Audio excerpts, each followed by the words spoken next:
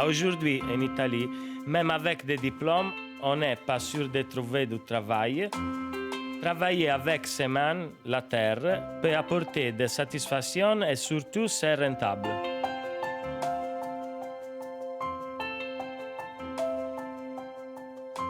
Ils sont parfois citadins, souvent surdiplômés, et pour beaucoup, rien ne les destinait au travail de la terre. Nous sommes en Sardaigne, où comme dans le reste du pays, l'agriculture a pris un sacré coup de jeune. Aujourd'hui, en Italie, une exploitation agricole sur 10 est gérée par un moins de 35 ans. Fabrizio Vigliati, bonjour. Bonjour. Vous êtes fils de banquier, vous êtes diplômé en sciences politiques. Comment êtes-vous devenu éleveur de cochons ? J'ai pris cette décision parce que c'est le plat typique de cette région.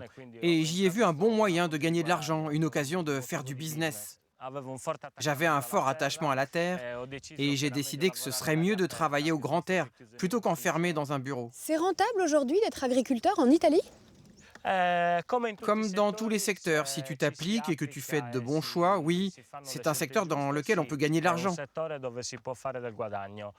Pour moi, c'est un secteur que les jeunes pourraient davantage investir.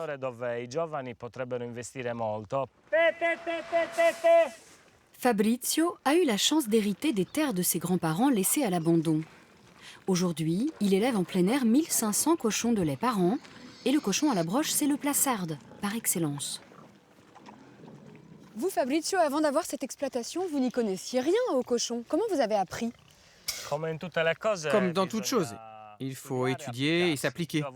Et j'ai eu la chance d'avoir un ami qui m'a donné les premières informations. Après ça, j'ai fait mes propres recherches sur Internet et j'ai lu beaucoup de livres. Il y a 10 ans, Fabrizio misait plutôt sur l'agritourisme. Mais l'élevage s'est révélé encore plus rentable que les chambres d'hôtes. 10 cochons de lait, ok. Donc je prépare les documents. Aujourd'hui, il gère sa double activité sur Internet et dégage un chiffre d'affaires de 60 000 € par an, de quoi faire pâlir d'envie de nombreux jeunes agriculteurs en Europe. Pour vous, quel est le secret de la réussite en tant qu'agriculteur ? La seule chose que je me permettrais de conseiller, c'est de se diversifier, se donner des objectifs, étudier le marché, chercher à comprendre quelles sont les attentes du marché, chercher à se créer une niche, un produit de niche et surtout le commercialiser autant que possible de façon directe pour éviter les intermédiaires et pouvoir gagner plus. Pour Coldiretti, le principal syndicat agricole italien, c'est la crise économique qui pousse davantage de jeunes diplômés vers l'agriculture.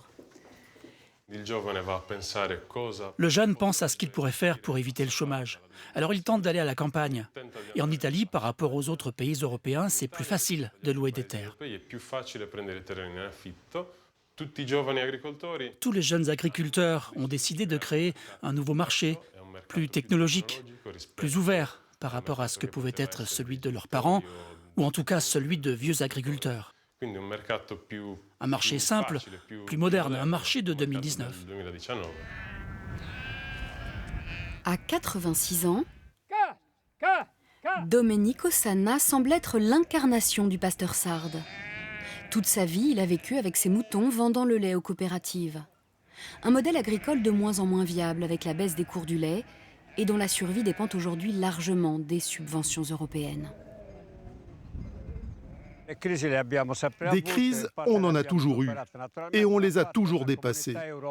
Et on veut être traité comme les autres par l'Union européenne, parce que nous sommes sur une île, donc on a davantage besoin d'être aidés.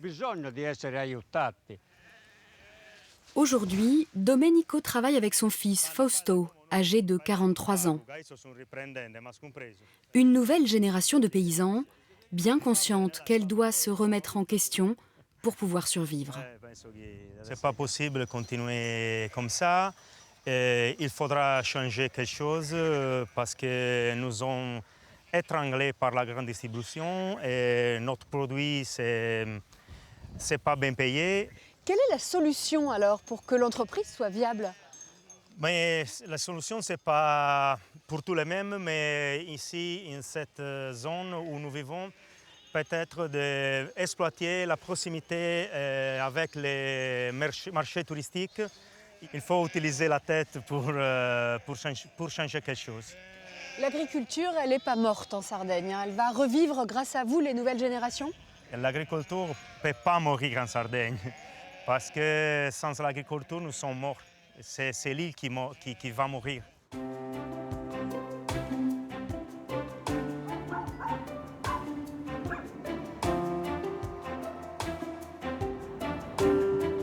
Depuis 20 ans, leur village d'origine, Berkida, a perdu 1 habitant sur 6. Alors Fausto est très favorable à l'arrivée de ces néo-ruraux dans les campagnes sardes. Il y a beaucoup de places, beaucoup de terres disponibles et cela peut offrir beaucoup de perspectives à des personnes intelligentes, des personnes instruites et qui veulent retourner à la terre pour la cultiver et gagner leur vie grâce à ça.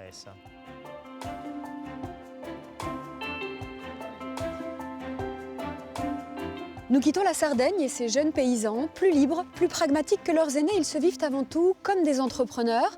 Reste un écueil pour les jeunes Italiens qui n'héritent pas de leur terre. L'accès au foncier y est aujourd'hui l'un des plus chers en Europe.